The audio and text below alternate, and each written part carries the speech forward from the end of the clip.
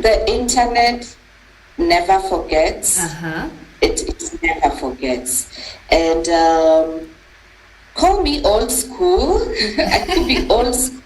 Uh-huh. And maybe I'm happy in my time we didn't have those things.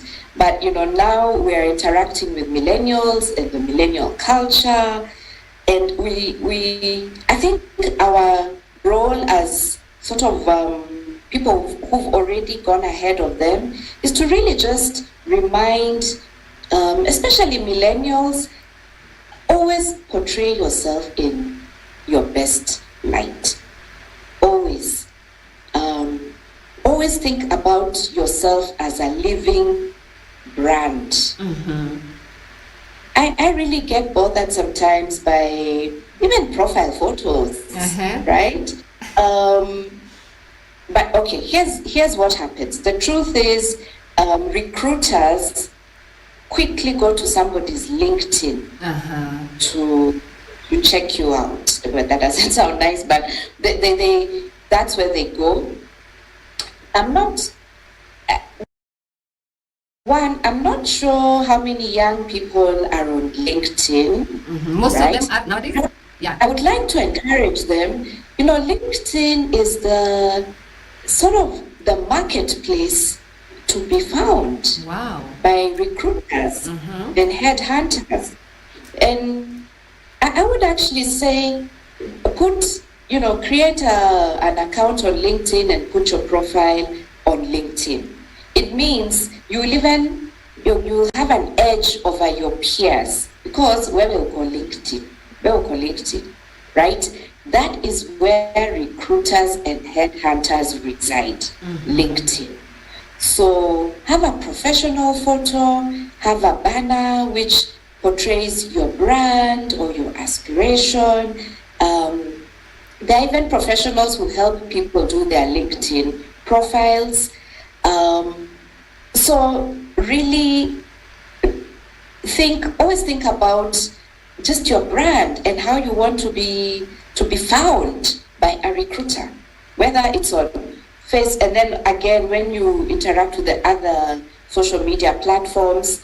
A lot of recruitment agencies, by the way, as part of even vetting, and they look at your Facebook, they go to your FB. So how do you want to be found on FB? That is the question to people getting into the workplace today. And even once you're in the workplace, how do you want to stay present in your social media? The internet never forgets. So always be professional, always think about your brand. 5-10 years from today, somebody will come back and they'll see what please let's future-proof our careers now by what we put on social media. That's future. Sorry. Yeah. Yes. Okay. I just wanted to mention that you've talked about doing something before you wait to be employed somewhere in the big companies that you want. If you're an engineer, then there's that dream company that you've always dreamt of being employed in. So are you probably saying that that's how you create the experience? Because you see this kind of application, they have 7 years experience. You've seen those applications, ridiculous experience, 10 years experience, and a simple graduate or just a recent graduate from university is like, wow, where am I going to get 7 years experience from, or the 6 years that they are looking for? Are you able to look for that kind of experience as you wait for to be employed in your dream company? Guess what? There are entry level positions.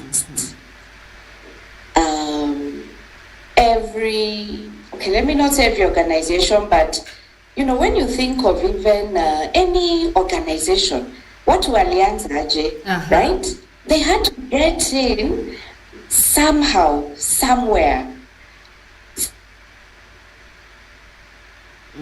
So I just have a few general pointers just to help people get your foot into somewhere. One, so let me just just debunk the myth that they're only looking for people with 7 years experience. One, they're entry-level positions.